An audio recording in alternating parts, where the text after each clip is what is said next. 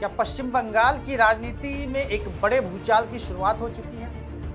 क्या कभी अटूट दिखाई देने वाली तृणमूल कांग्रेस अपने ही नेताओं की नाराजगी से जूझ रही है? और क्या ममता बनर्जी के नेतृत्व पर उठ रहे सवाल आने वाले चुनाव में पार्टी के लिए बड़ी चुनौती बन सकते हैं? ये तमाम बातों पर हम करेंगे बात। नमस्कार, आप देख रहे हैं राष्ट्रवाणी और मैं हूं आपके साथ सुन। पश्चिम बंगाल की राजनीति में इन दिनों जो कुछ हो रहा है उसकी चर्चा सिर्फ भारत तक अब सीमित नहीं रह गई है। तृणमूल कांग्रेस के भीतर बढ़ते असंतोष, नेताओं की नाराजगी और कथित राजनीतिक टूट की खबरों ने अंतर्राष्ट्रीय मीडिया का भी ध्यान अपनी ओर खींच लिया। दुनिया के कई बड़े समाचार संस्थानों ने इस पूरे घटनाक्रम पर एक विस्तृत रिपोर्ट और विश्लेषण प्रकाशित किए। दावा किया जा रहा है कि the New York times, BBC, the guardian और ले मोंडे जैसे अंतर्राष्ट्रीय मीडिया संस्थानों ने तृणमूल कांग्रेस की वर्तमान स्थिति और ममता बनर्जी के नेतृत्व को लेकर कई बड़े सवाल उठाए हैं। इन रिपोर्टों में पार्टी के भीतर बढ़ते असंतोष और नेतृत्व शैली को मौजूदा संकट की एक बड़ी वजह बताया। सबसे पहले बात करते हैं द गार्जियन की। रिपोर्ट के अनुसार ममता बनर्जी को एक संघर्षशील और जुझारू नेता के रूप में पेश किया गया है, जिन्होंने वर्षों की राजनीतिक लड़ाई के बाद तृणमूल कांग्रेस को खड़ा किया और उसे सत्ता तक पहुंचाया।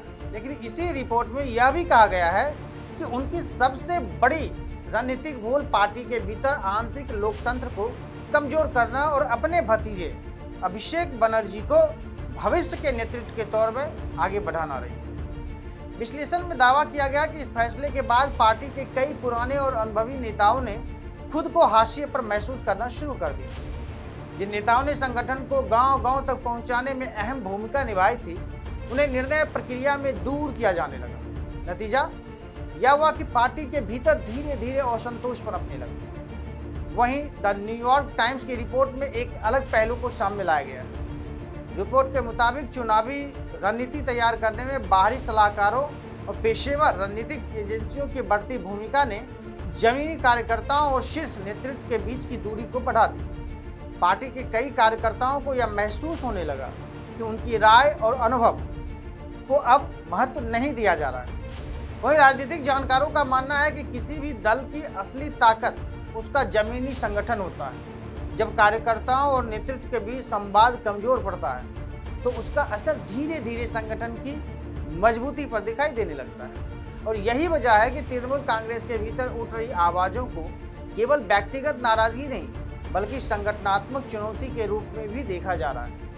रिपोर्ट में यह भी दावा किया गया है कि सांसदों और विधायकों के एक साथ अलग होने की घटनाओं को भारतीय राजनीति में बड़ी घटनाओं में गिना जा रहा है। साथ ही डॉक्टर काकोली घोष, दस्तीदार और ऋतवत बनर्जी के नेतृत्व में सामने आए विरोध का भी जिक्र किया गया है। कुछ रिपोर्ट में अभिषेक बनर्जी से जुड़े कथित फर्जी हस्ताक्षर मामले की जांच का उल्लेख करते हुए कहा गया है कि इन विवादों ने पार्टी के भीतर पहले से मौजूद मतभेदों को और उजागर कर दिया है।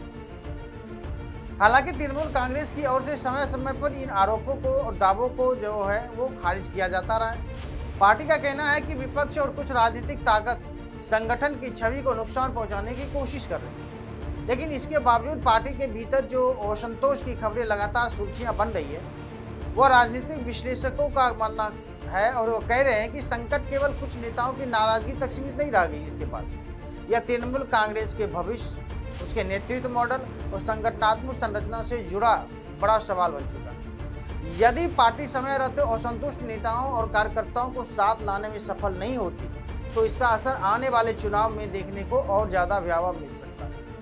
विदेशी मीडिया की कई रिपोर्ट में यह आशंका भी जताई गई है कि यदि मौजूदा हालात पर जल्द नियंत्रण नहीं पाया गया तो पार्टी को और बड़े राजनीतिक नुकसान का सामना करना पड़ सकता है, क्योंकि किसी भी राजनीतिक दल के लिए बाहरी चुनौती से ज़्यादा खतरनाक आंतरिक असंतोष माना जाता है।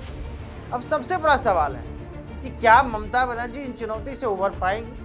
क्या तृणमूल कांग्रेस अपने भीतर के दरारों को भरकर पहले की तरह मजबूत होकर उभरेगी, या फिर पश्चिम बंगाल की राजनीति एक नए दौर में प्रवेश करने जा रही है? इन सवालों के जवाब आने वाला समय देगा।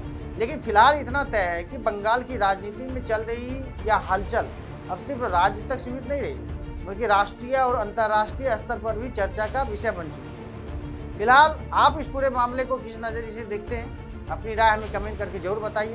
तब तक के लिए धन्यवाद।